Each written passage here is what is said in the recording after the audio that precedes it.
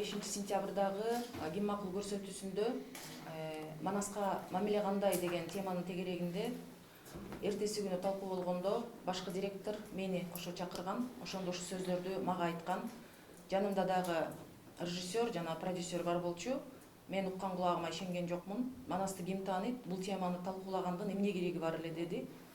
Мен биринчи түшүнгөн жокмун. Андан кийин канчалык тааныйт деп ойлойсуз деди. Анан мен ойлонуп туруп, уккан кулагыма ишенбей, жалпы кыргызстандыктардын, кыргыз улутту эмес, жалпы кыргызстандыктарды эсепке алып туруп, эч болбоду дегенде, жок дегенде 95% кыргызстандыктар тааныйт Манасты, билет.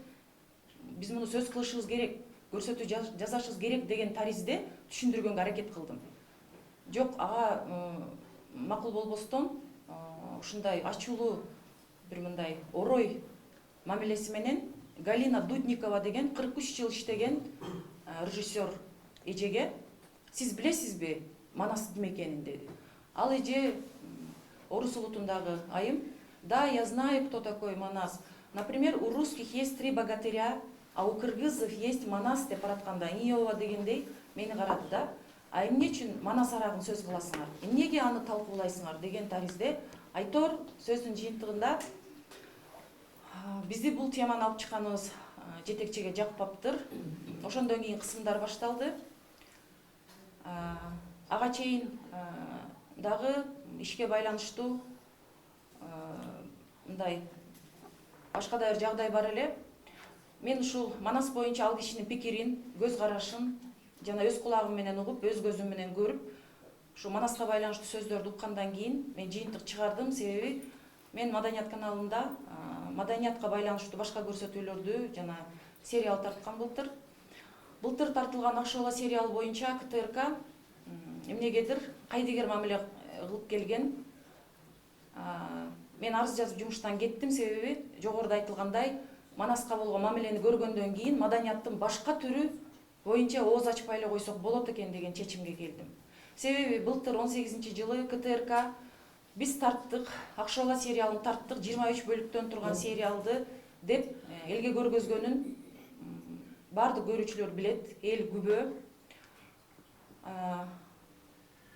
Бирок ал сериалга мамлекеттин эсебинен бир да сом бөлүнгөн эмес. Ал башынан эле рекламанын эсебинен деп тартылган. Бирок коомдук биринчи каналдын рекламаны иштетүү саясатын буга чейин мен билбептирмин. Көрсө, коомдук биринчи каналдын рекламалык мүнөттөрүн айрым жеке менчик рекламалык компаниялар дүң баада сатып алат экен дагы. Андан соң алар аны өздөрү каалаган баада сатып, аны иштетишет экен. Ошентип биздин сериалдын эксклюзивдик укугу Куасар деген рекламалык компанияга берилди.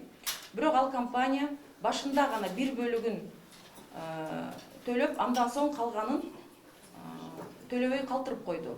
Эксклюзивдик укукту алгандан кийин келишим боюнча 3 бөлүк менен өзлөрүнүн милдеттерин аткарып бүтүш керек эле.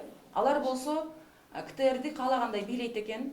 КТР болсо аларга талап кое албайт экен. Мен ошол нерсени азыркы ген директор Жайнак Үсен уулу 7 ай мурун КТРКга жетекчи болуп келгенде дагы баарын түшүндүрүп айтып, сериалдын жагдайын түшүндүргөм. Себеби ошол кезге убакыт мөөнөтү жеткен болчу. Сериалдын каражатын эгер рекламный компаниядан КТРК талап кыла албаса, КТРК өзү каржылаш керек болчу. Эмнегедир Жайнак Үсен уулу буга да кайдыгер карады. Бул маселени чечкен жок. Көрсө, Акшола сериалын Азаттык медиасы Акшола тууралуу атайын макала жазган. Ал жерде $250,000 бөлүнгөн деген жалган маалыматты Азаттык жазган. Мен Азаттыкка байланышкам. Ал материалды Альбина Сулайманова деген кабарчы кыз жазган. Ал кызга чалып, силер жөнгөн асмандан алып жаза бересиңер деп кайрылгам.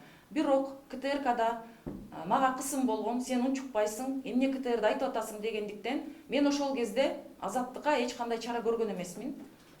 Мен болгону гана ушул каражаттар төлөнгөндөн кийин Азаттык жооп бериш керек, себеби бул жалган деген нерсе менде бар болчу.